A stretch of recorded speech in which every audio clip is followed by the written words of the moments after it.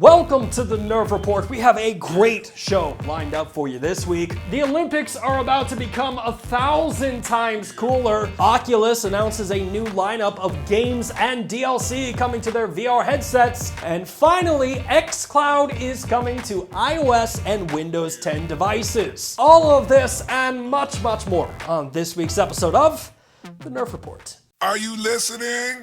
Welcome back to the Nerf Report. My name is Bryant, and what a crazy week it's been for gamers. Call of Duty, Black Ops, and Warzone entered into its third season of content following the destruction of Verdansk. And EA dropped the first details surrounding this year's Battlefield. But quite possibly one of the biggest stories from this week comes from the world of eSports.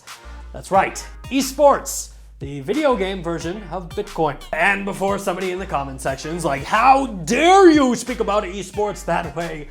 Look, every gaming convention I go to, I run into somebody wearing a suit who should not be wearing a suit that's like, hey man, did you watch esports? Like, esports is the future, man.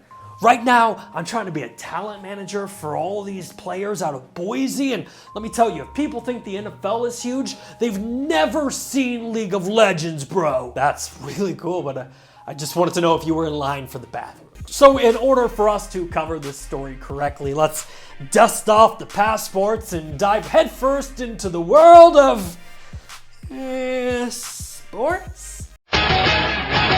Finish him.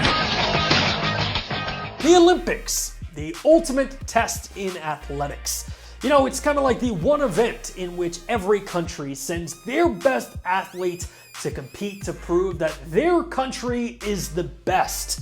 And now, the likes of Usain Bolt, Michael Phelps, and Jesse Owens will be joined by Who's Your Daddy 69. That's right, this week the International Olympic Committee announced a partnership with 5 international sports federations and video game publishers to create the first ever Olympic virtual series, which marks the IOC's first steps to embracing the legitimacy of esports. Man, I read somewhere that in the original Olympics they had to run 3 miles barefoot and butt naked. I mean, playing video games to get a gold medal sounds way easier. Now, the IOC also revealed the 5 games and federations for the upcoming OVS, including eBaseball Powerful Pro Baseball 2020, virtual cycling with Zwift, we'll have virtual sailing with Virtual Regatta, and car racing with Gran Turismo. Gran Turismo? I can play that game. All right, 2024, let's book it. I'm getting a gold medal, boys. Next up, let's talk about Oculus, who held their very first digital showcase this week to give an update on the games and DLC that's coming to the Oculus platform. And I've got to be honest with you, I recently bought an Oculus Quest 2 and it has been fantastic.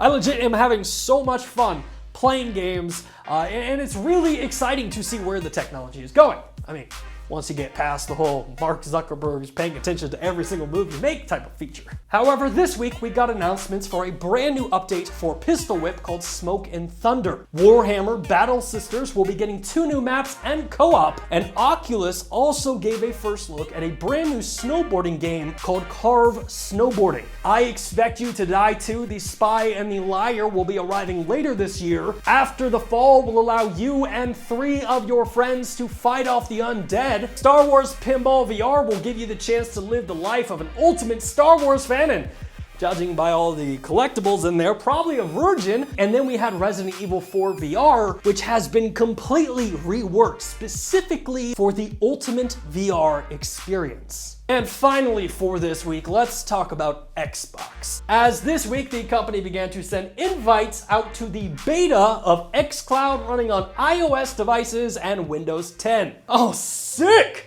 Let me just check real quick. I'm just gonna see if I got my invite in here, and I'm just gonna bookmark it, so once we're done here, I can test it out. I gotta find it real quick. You know what, let me just save us some time and search by Microsoft. Let's see. I can't find it. It looks like it's not here. That's fine. You know what? They probably mailed it. It's probably in the mailbox right now. So we'll just check after the show to make sure we got it. But I'm sure it's there. Report. Now, this is obviously a huge deal for Xbox, as previously xCloud was only available on Android phones and tablets. And now, with the beta being extended to iOS and Windows 10 devices, it greatly expands the service's availability for potential new players. And honestly, this is just the first of many new updates that are incoming for xCloud. As back in February, Microsoft revealed that they are testing out 1080p streaming for xCloud, as the streaming service is currently only available in 720p, which if you're gaming on a 6-inch phone screen, 720p is perfectly fine. However, if you're streaming through the Chrome browser with a 4K monitor, 720p will definitely be a big issue for you. And upgrading xCloud to 1080p is great because currently that's kind of the industry standard among gamers.